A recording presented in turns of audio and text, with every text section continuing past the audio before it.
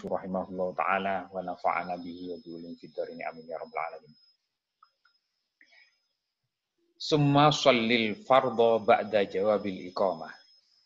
Kita kajian terakhir kemarin sampai di lafaz ini. Kemudian sholatlah sholat fardu maghrib sesudah selesai menjawab iqamah. Kemarin juga sudah kita diskusikan bahwa menjawab iqamah itu adalah amalan sunnah yang penting yang menyebabkan kita berhak mendapat syafaatul uzma, syafaat Nabi Muhammad SAW. Ini hikmahnya kita ngaji berulang-ulang itu. Sebelumnya saya sudah mendengar bahwa menjawab iqamah itu akan kita berhak mendapat syafaatul uzma dengan lafaz Allahumma rabb hadhihi da'watit tammah was shalatil qa'imah dan seterusnya itu. Tapi kesini rasanya itu mewajibkan diri untuk menjawab itu. Pekerjaan itu sunnah ya. Itu makin kurang. Nah, ketika kita ngaji lagi, dapat lagi paparan hikmahnya menjawab iqamah itu. Nah, lalu semangat lagi. Kita mewajibkan diri lagi untuk menjawab iqamah. Lanjut, wasolli ba'da dzalika qabla an tatakallama raka'ataini. Dan sholatlah sesudah sholat maghrib. Qabla an tatakallama raka'ataini. Sebelum engkau berkata-kata, raka'ataini 2 rakaat. Qabla an tatakallama ini yang dimaksud sebelum berkata-kata dengan kalamun nas. Dengan kata-kata manusia. Jadi, sesudah sholat maghrib, tidak termasuk qabla an tatakallama ini kalau kita zikir wirid seperti biasa sampai berdoa kemudian sholat 2 rakaat. Nah, bagian dari zikir wirid berjamaah itu juga bagian dari kalau menurut saya itu produk ulama kita. Kalau yang lain itu zikir dan wirid itu biasanya mereka merasa itu bukan bagian dari yang dicontohkan oleh Rasulullah. Zikir wirid berjamaah bersama-sama itu. Nah, kalau kita Ahlussunnah wal Jamaah Nahdiyah, itu biasa sudah. Astaghfirullahaladzim, li wali walidayya wali ashabil hukuk, seterusnya sampai dengan doa dilakukan zikir berjamaah. Tapi kalau bukan Ahlussunnah wal Jamaah Nahdiyah, itu biasanya sesudah sholat, lalu diem, zikirnya sendiri masing-masing. Nah, pentingnya zikir dan wirid berjamaah itu, kesunahan kita masing-masing dapat, dan doa-doa yang dipanjatkan, ada dawuhnya Rasulullah, doa-doa yang dipanjatkan, kalau lebih dari 40 orang, itu pasti dipastikan ada salah satu yang terkabul. Nah, itu pentingnya kita zikir wirid berjamaah itu. Nah, sholat sesudah sholat maghrib itu raka'ataini. Jadi jangan diskusi dulu ya, sebelum selesai wirid doa, jangan diskusi dulu, lalu sholat sunnah 2 rakaat. Yang ini termasuk sholat sunnah mu'akkad. Sholat sunnah mu'akkad itu adalah sholat sunnah rawatib mu'akkad yang Rasulullah tidak pernah terlihat meninggalkan oleh sahabatnya. Kalau yang ghairu mu'akkad, qabliyah maupun ba'diyah yang ghairu mu'akkad, itu sahabat-sahabat pernah mendapati Rasulullah tidak mengerjakan itu. Nah, itu bedanya sholat sunnah rawatib mu'akkad dan ghairu mu'akkad. Fa'innahuma, sesungguhnya 2 rakaat itu ratibatul maghribi, termasuk sholat sunnah rawatibnya ba'diyah maghrib. Wa in shallaita ba'dahuma arba'an tutiluha fahiya aidon sunnatun. Dan jika engkau sholat sesudah 2 rakaat itu arba'an, 4 rakaat lagi, tutiluha yang engkau panjangkan, fahiya aidon sunnatun. Maka yang 4 rakaat itu termasuk juga sholat sunnah ba'diyah maghrib, sesudah maghrib. Fa'in amkanaka. Dan jika engkau memungkinkan antanwiyal i'tikaf ilal isya'i, bahwa engkau niat i'tikaf sampai sholat isya. Ini bagus, ini di ma'had kita dulu, di pondok pesantren kita biasa dikerjakan.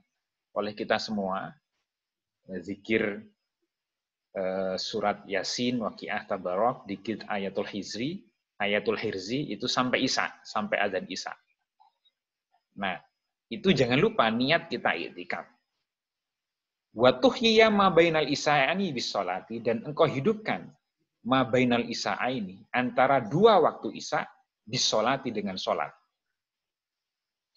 Kalau memungkinkan, dawuhnya Imam Ghazali, niatlah i'tikaf sampai Isya, lalu hidupkan di antara dua Isya itu, maksudnya bainal isa'aini ini antara sholat maghrib dan Isya.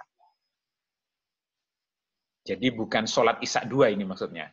Bainal isa'aini antara sholat maghrib dan Isya, ini maksudnya kalimat ini. Kalau dijelaskan lagi nanti biar Ustadz Mumu ya kalau ada ini. Faqad waroda fi fadli dzalika ma la yuhsa. Maka sungguh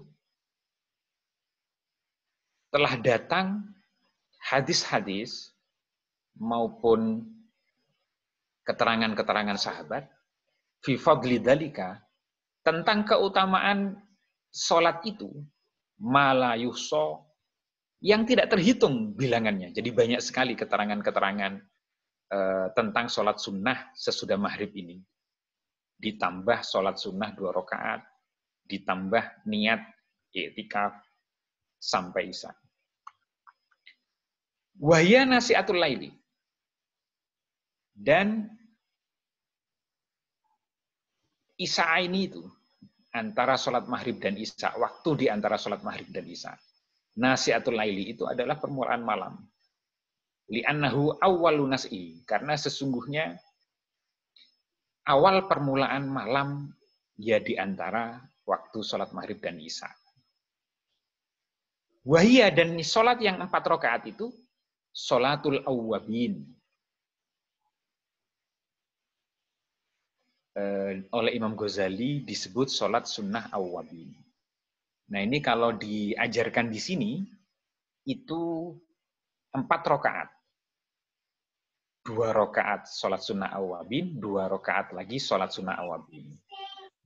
Nah di dalam keterangan yang lain juga Ustadz juga pernah menjelaskan, Ustadz Muhammad Ahmad Zaini Dahlan, sholat sunnah awwabin ini boleh 6 rakaat.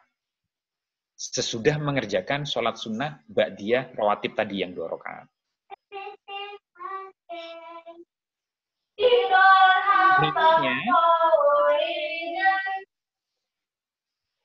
Niatnya ya usolli sunnatal awwabin rakaataini lillahi ta'ala gitu. Wa su'ila Nabi sallallahu alaihi wasallam an qaulillahi ta'ala, dan ditanya Nabi Muhammad sallallahu alaihi wasallam an qaulillahi ta'ala, tentang firman Allah Ta'ala. Tatajafa junubuhum anil madhaji. A'udzubillahi minasyaitonir rajim. Tatajafa junubuhum anil madhaji. Telah menjadi renggang junubuhum, pinggang-pinggang mereka, anil madhaji, dari tempat-tempat berbaringnya, dari tempat tidurnya.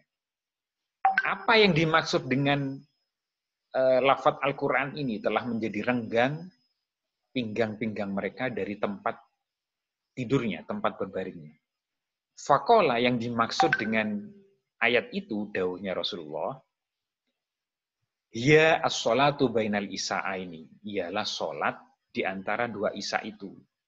Jadi bangkit berdiri dari tempat tidurnya untuk mengerjakan sholat-sholat sunnah di antara 2 Isya. Innaha, sesungguhnya as-sholatu bainal isa'aini latadhabu bimalaghatin nahari. Itu sungguh bisa menghilangkan dengan kelalaian-kelalaian an-nahari, di waktu siang.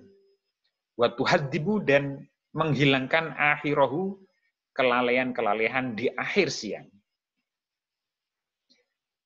Jadi nilainya itu, kalau menurut Imam Ghazali, kelalaian-kelalaian yang kita lakukan selama waktu siang sampai akhirnya, itu bisa tertutupi dengan amal ibadah sesudah sholat maghrib ini. Wal malaghatu, dan lafat al malaghatu jam'u malghatin, itu jamaknya lafat malghah. Wa huwa minal laghwi, dan lafat itu berasal dari lafat al-laghwi, la'bun wa laghwun. Itu kan kita sering mendapat keterangan itu dari Al-Ustadz. La'bun main-main, wal-laghwun dan sendaguro. Di laghwun itu bagian dari perbuatan-perbuatan sendaguro yang menyebabkan kita lalai lupa kepada Allah.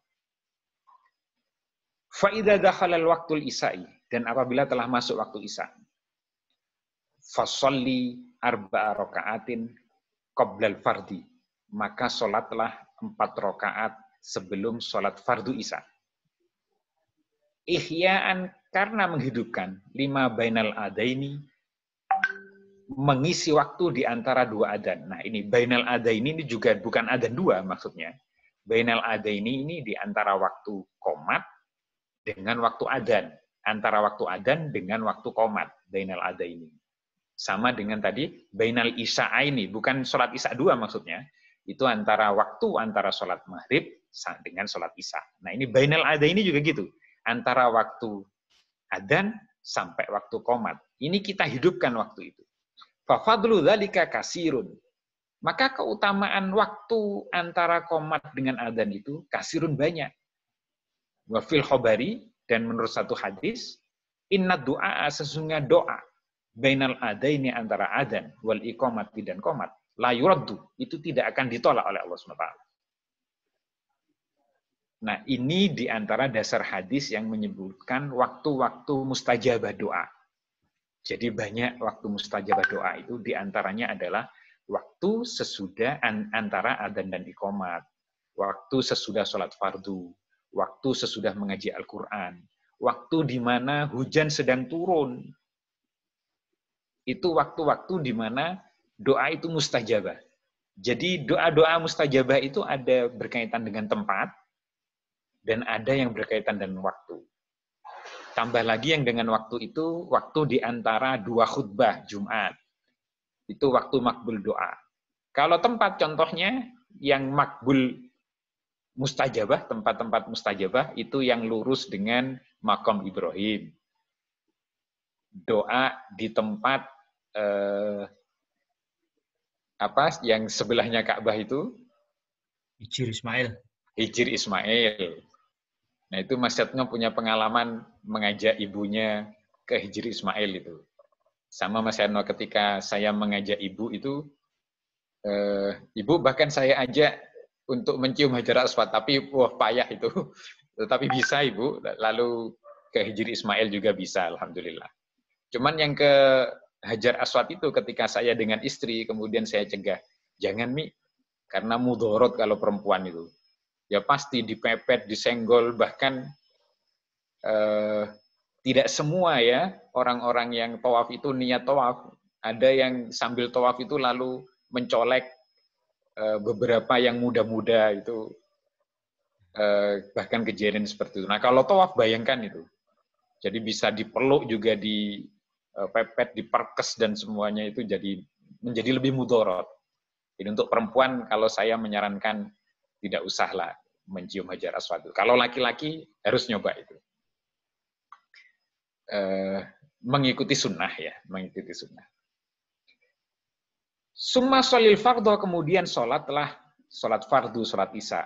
Wa shollir ratibata raka'ataini, dan sholatlah rawatib 2 rakaat sesudah sholat isya.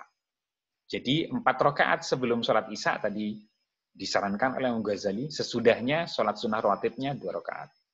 Wa qra' fihima bi surati alif lam mim as-sajdah, dan bacalah di dalam sholat rawatib yang 2 rakaat itu surat alif lam mim as-sajdah. Ini jarang kita baca, apalagi ketika sholat ya. Terus wa tabarakal mulk, dan sholat tabarakal mulk. Au surata Yasin, atau surat Yasin. Wa duhon, dan surat duhon. Fadzalika ma'surun an Rasulillah sallallahu alaihi wasallam. Wa sholli ba'dahuma 4 rakaatin, dan sholatlah sesudah rawatib 2 rakaat sesudah isya tadi 4 rakaat lagi. Jadi 2 rakaat salam, 2 rakaat salam.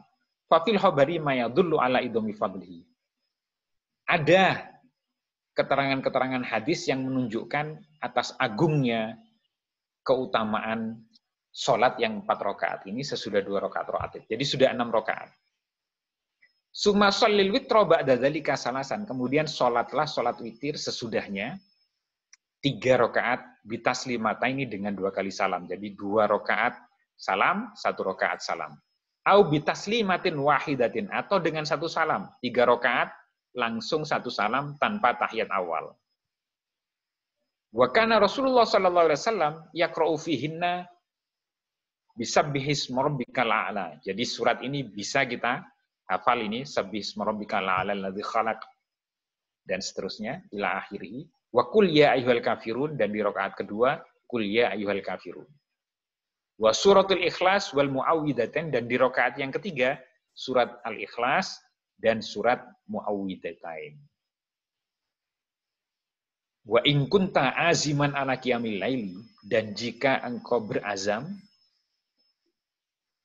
atas qiyamul lail. Nah, ini untuk yang biasa memang punya kegiatan qiyamul lail rutin. Kalau sudah rutin itu otomatis bangun biasanya. Nyetel beker itu mudah, jam 3, jam setengah 3, kering, udah biasa bangun. Tapi yang nggak biasa itu, walaupun kering berapa kali itu, dengar sebentar, sehari 2 hari dengar, lalu tidur lagi. Kalau itu diteruskan, tidur lagi, bisa-bisa belnya, walaupun kerang-kering nggak kedengar. Jika engkau mempunyai azam itu niat mau melakukan qiyamul lail, fa'akhir witro, maka akhirkan witirnya. Liyakuna akhir sholatika bilaili, agar witir itu jadi akhir sholatmu di malam hari.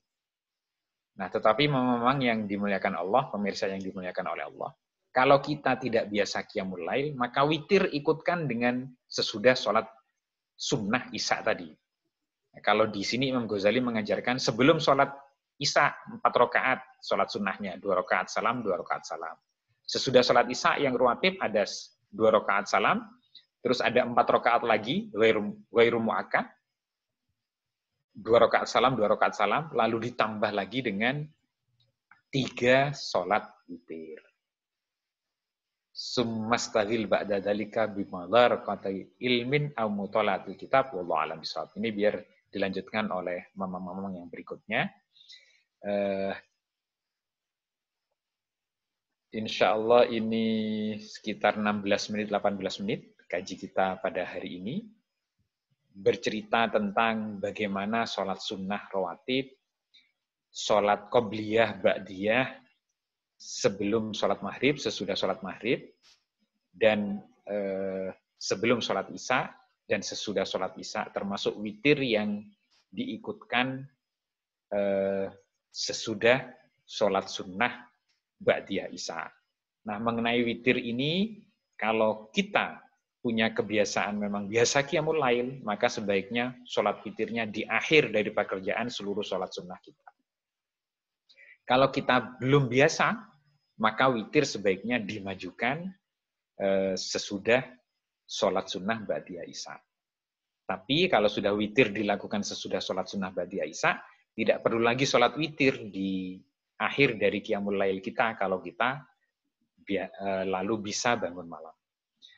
Saya kira begitu, Mamang. Mari kita lanjutkan dengan diskusi para pemirsa. Wallahul muwaffiq ila aqwamit thoriq, wabillahi taufiq wal hidayah, wa ridha wal inayah. Wassalamualaikum warahmatullahi wabarakatuh. Wallahu a'lam.